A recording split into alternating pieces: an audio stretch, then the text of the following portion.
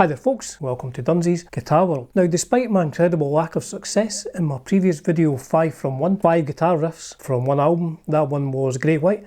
So despite the incredible lack of success of that video, I'm going to forge ahead with another one of these. I'm either way ahead of the game with this, or I'm so far behind the game, it's embarrassing. So today's album, and it is a classic, was released in 1980.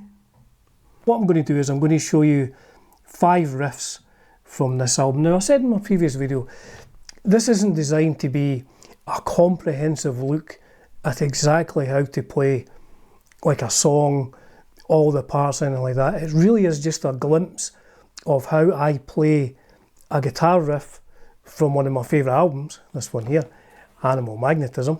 You know, maybe you don't want to learn the whole album, maybe you've always loved the riff for Make It Real, for example, and you just want to put a guitar over your shoulders, plug into a Marshall and play that almost like it sounds like on the album. So that is what today's video is about. I'm quickly giving you an overview of 5 riffs from the album Animal Magnetism by Scorpions, released in 1980. As ever folks, it's a privilege and a pleasure bringing you content on Dunsy's Guitar World. Just for now, let's start with track 1, side 1. Now, for years I just played this as a D minor chord. Just the open D, 2nd fret of the G, 3rd fret of the B string, and the F on the 1st fret of the E. But I think what Rudolf was playing here, instead of playing the F at the top, or maybe he's playing both, I think he's adding the F, the 3rd fret of the D, and playing it like this. Seems to have that sound about it. So what I'm playing here is 3rd fret of the D, 2nd fret of the A, 3rd fret of the B.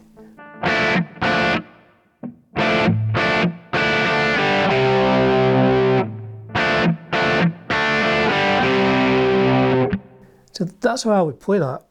So I'll zoom in a bit to show you what I'm doing to transition between effectively was that D, then a G, to a C.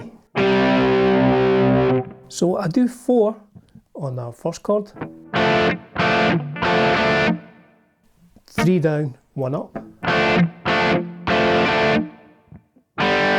Next chord I hit is just the D and G open, and then go to a C power chord, 3rd fret of the A and the 5th fret of the D.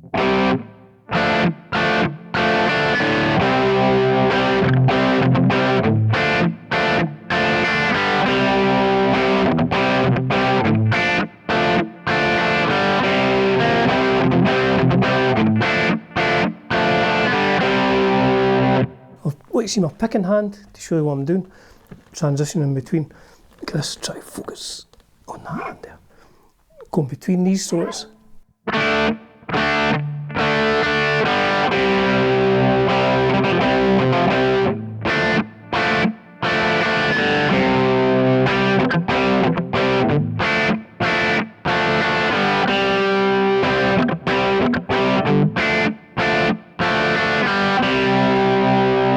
And I'll zoom in to the playing hand. Right here, try and do it slowly.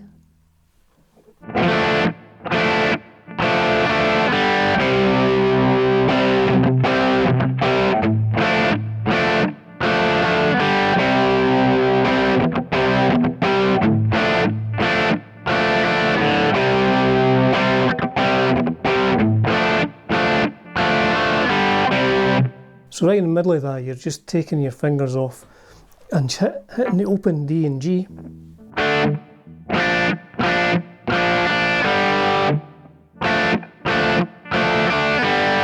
To the C power chord. And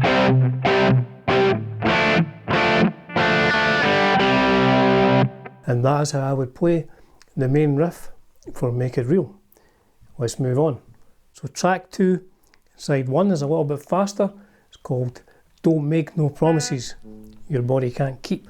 So the way I play this is I'll do up to speed, or almost up to speed first. A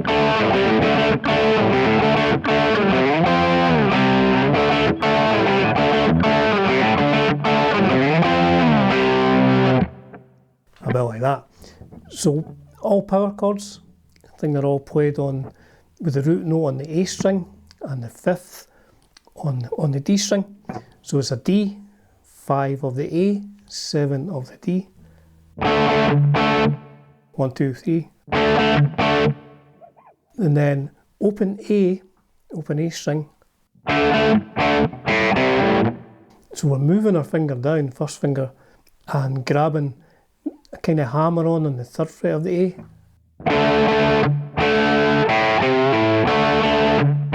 Back to the D.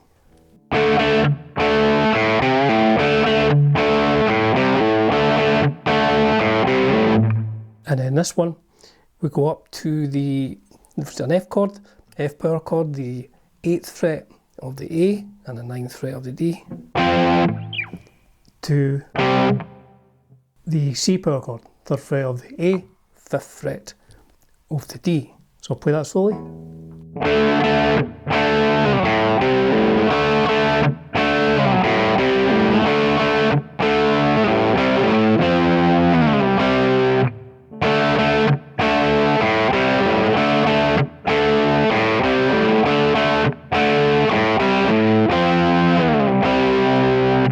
Get my other angle here, my picking hand, so it's the D,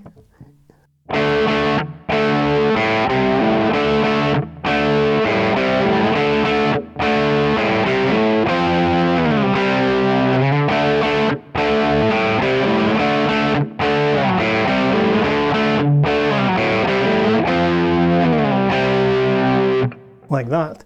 Now up to speed. Like everything, you know, it takes a little bit of practice. You don't become a Formula 1 racing driver on your first time around the circuit. So up to speed.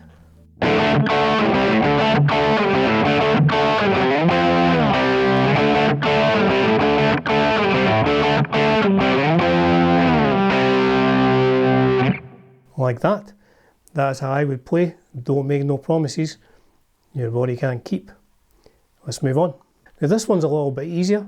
The song is called Hold Me Tight, and it begins with this A power chord. It's an open A, 7th fret of the D string, 9th fret of the G string. Play it twice. Bring your hand down, bring your palm down, and mute all the sound. Then we go over to this chord, which is the 6th fret of the B and the 5th fret of the G. And we quickly move down to the 5th fret of the B and play those kind of one after another. Focus there. Doing that, it's like a suspension. So it's just 6, B, 5, G for the first one. The second one is 5B, 5G. Just those two strings. So it's 2 A's. Dampened strings.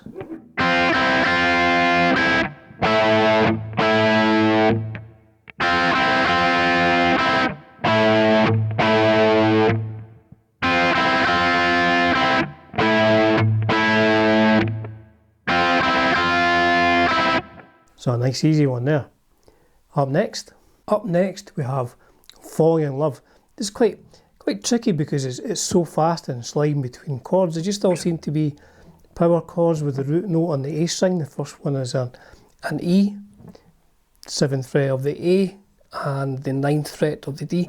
I think they maybe bring in the 9th fret of the G as well on these chords. So I'll play it slowly because it's quite tricky to slide between them.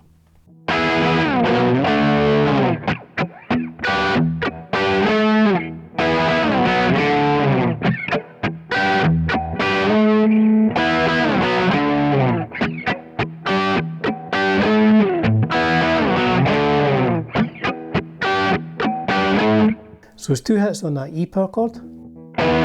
Focus again. Something wrong with my camera, please do excuse it. So it's the 2 on the E, down to the B power chord, root note on the 2nd fret of the A string, playing the 4th fret of the D and G, up to the D power chord, root note on the 5th fret of the A string, and then the 7th fret of the D and G. Very quickly between those. And that slides off, and then you do this kind of chucker thing, which is when you take all the pressure off the strings and you're just hitting the... So I'll do that in context, play it slowly.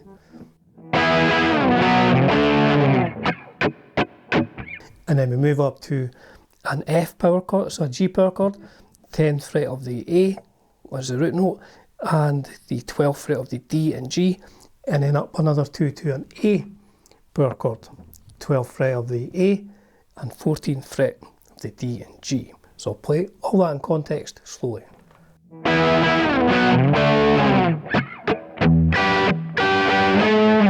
And again.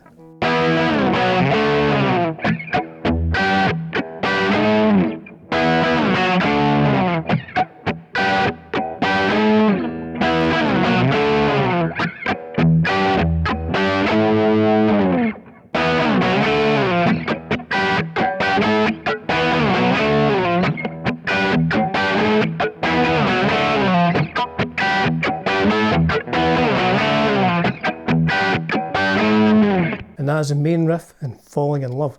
Move on to the last one that I'm doing in this particular lesson, the title track, Animal Magnetism. So I think when I listen to the studio version, it's almost like there's a Rudolf's using a fuzz pedal, I think, on this. But I'm just playing through, I think I'm playing through a Marshall JMP on my Kemper, so there's not a whole lot of overdrive.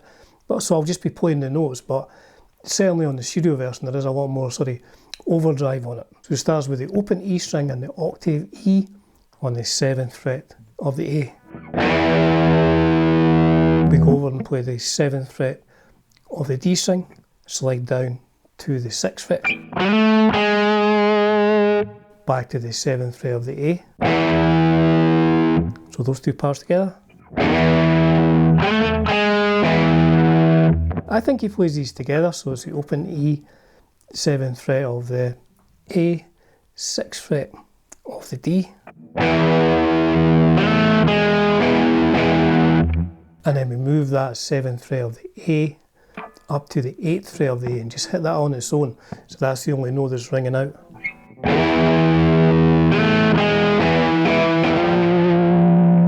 I'll play that again a bit more cleanly.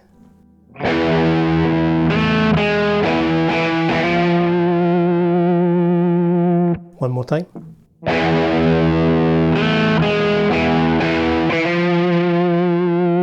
Now the second time it starts the same.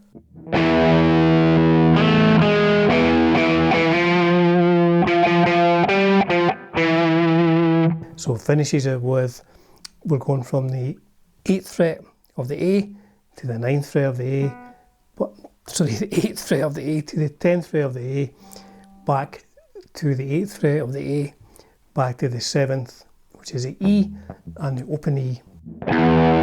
So I'll play that slowly. I think I made that more complicated by trying to explain it and getting the wrong notes.